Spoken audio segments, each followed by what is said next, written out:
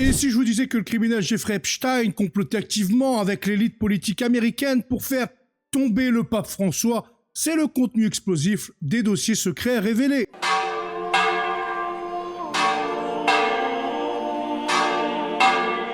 Bienvenue sur Radio du Clocher, la voix de l'église au centre de la société. Bonjour chers amis, ici Napo, aujourd'hui au programme l'héroïsme radical de Saint Alexis Falconeri et des fondateurs des Servites.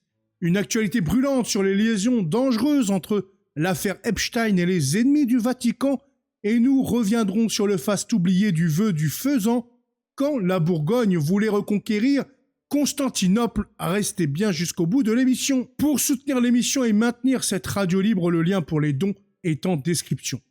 N'hésitez pas à liker cette émission, ça aide énormément la chaîne, et n'hésitez pas non plus à partager cette émission à un ami. Place maintenant au 9e jour de notre neuvaine avec l'abandon total à Dieu. Seigneur Dieu, Père de miséricorde, je me tiens devant toi avec le désir de préparer mon cœur pour le temps saint du carême. Éclaire mon esprit par la lumière de ton Esprit Saint, touche ma conscience et enseigne-moi la vraie repentance qui conduit à la vie par Jésus-Christ, notre Seigneur. Amen. Méditation. En ce dernier jour, nous confions tout notre être à Dieu. C'est lui qui nous conduit à travers le désert vers la plénitude de la vie. La prière de ce jour, Père Céleste, je t'offre ce temps de carême, reçois mes prières et mes sacrifices, conduis-moi sur le chemin de la sainteté. Et maintenant l'appel, Père, Fils et Saint-Esprit, gloire à toi pour les siècles. Puis la prière finale qui vient conclure bien cette neuvaine. Seigneur Jésus-Christ, toi qui nous appelles à la conversion, fais que cette neuvaine de préparation au carême porte ses fruits dans nos vies. Que par la croix nous parvenons à la joie de la résurrection. Amen. Au nom du Père et du Fils et du Saint-Esprit, imaginez maintenant Florence au XIIIe siècle. La ville est une poudrière déchirée par des guerres fratricides, obsédée par le profit et le sang. Et au milieu de ce chaos, cet homme, cet riche marchand, la crème de la société florentine. Ils ont l'or, le pouvoir, le confort, mais ils ont surtout une dévotion brûlante pour la Sainte Vierge Marie. C'est le 15 août 1233 que la Vierge leur apparaît. Alors que font ces bourgeois? Ils vont se couper de tout, radicalement. Bonfils, Bonagianta, Manetti, Amidei, Sosteni, Uguccioni et Alexis Falconeri abandonnent leur comptoir, distribuent leur fortune aux pauvres et revêtent une tunique de laine grise, celle de la pénitence. Imaginez d'ailleurs ce choc dans Florence, Ces hommes que l'on saluait hier pour leur argent, on les voit désormais mendier leur pain, le visage rayonnant de paix. Ils se retirent donc sur le mont Scénario dans des huttes battues par les vents pour ne servir que Marie. Ils voulaient la solitude, mais leur sainteté attire les foules assoiffées de Dieu. C'est ainsi que va naître l'ordre des Servites de Marie. Saint Alexis Falconeri, le plus jeune, refusa par humilité la prêtrise pour rester un simple frère serviteur. Il survivra d'ailleurs à tous ses compagnons et s'éteindra à l'âge canonique de 110 ans le 17 février 1310, comme pour témoigner que celui qui quitte tout pour Dieu va recevoir le centuple et même en longévité. Ces hommes, nous enseignent pour nous aujourd'hui que, face à la décadence de nos cités modernes, la seule réponse, c'est la sainteté et le service total à notre Sainte Mère Marie. Place maintenant l'évangile de notre Maître selon saint Marc, chapitre 8, versets 14 à 21. En ce temps-là, les disciples avaient oublié d'emporter des pains. Ils n'avaient qu'un seul pain avec eux dans la barque. Or Jésus leur faisait cette recommandation. Attention, prenez garde au levain des pharisiens et au levain d'Hérode. Mais ils discutaient entre eux sur ce manque de pain. Jésus s'en rend compte et leur dit « Pourquoi discutez-vous sur ce manque de pain? Vous ne saisissez pas. Vous ne comprenez pas encore. Vous avez le cœur endurci. Vous avez des yeux et vous ne voyez pas. Vous avez des oreilles et vous n'entendez pas. Vous ne vous rappelez pas? Quand j'ai rompu les 5 pains pour 5000 personnes, combien avez-vous ramassé de paniers pleins de morceaux? » Ils répondirent « 12. » Et quand j'ai rompu 7 pour 4000, combien avez-vous rempli de corbeilles en ramassant les morceaux? Ils répondirent « 7. » Il leur disait « Vous ne comprenez pas encore. » Alors dans cet évangile, Jésus ne parle pas d'artisanat ni de boulangerie. Il nous met en garde contre un poison mortel, le levain. Le levain, c'est ce qui fait fermenter, ce qui corrompt la pâte de l'intérieur. Le Christ va désigner 2 ennemis, le levain des pharisiens et le levain d'Hérode. Le levain des pharisiens, c'est tout simplement l'hypocrisie religieuse, c'est réduire la foi à des traditions humaines vides. C'est se dire catholique le dimanche et vivre comme un païen la semaine. C'est le cancer du modernisme qui touche certaines de nos paroisses également. Et concernant le levain d'Hérode, eh bien saint Bède le Vénérable nous le dit clairement, c'est l'adultère, l'homicide, le serment téméraire, c'est la corruption politique et morale, l'alliance avec le vice pour garder le pouvoir. Aujourd'hui, nous sommes dans cette barque et comme les apôtres, nous nous inquiétons de notre confort matériel et de notre pain, alors que nous embarquons avec nous les idéologies du monde. Jésus nous secoue et nous dit « Ouvrez les yeux ».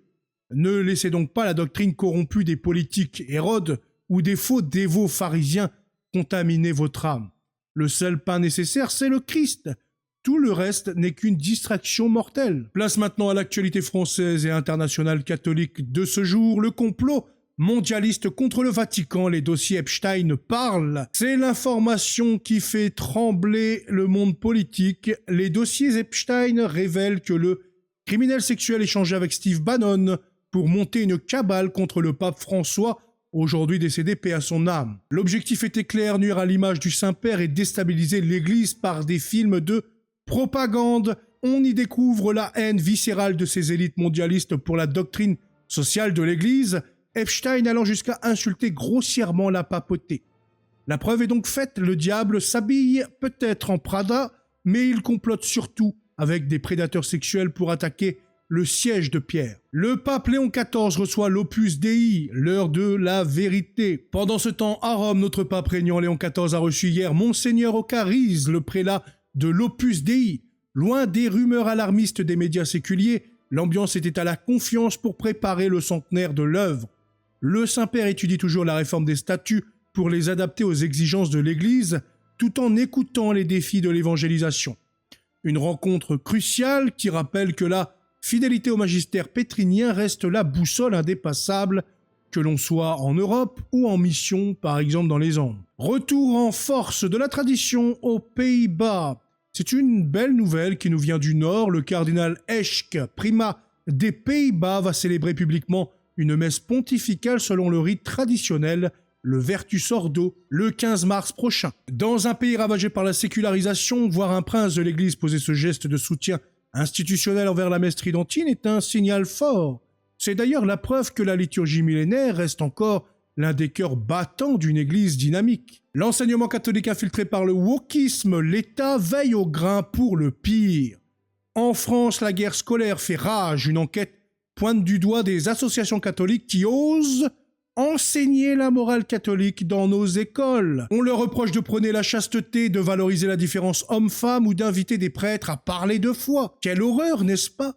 L'État laïcard voudrait imposer son éducation sexuelle débridée et ses théories du genre, accusant nos établissements de dérive.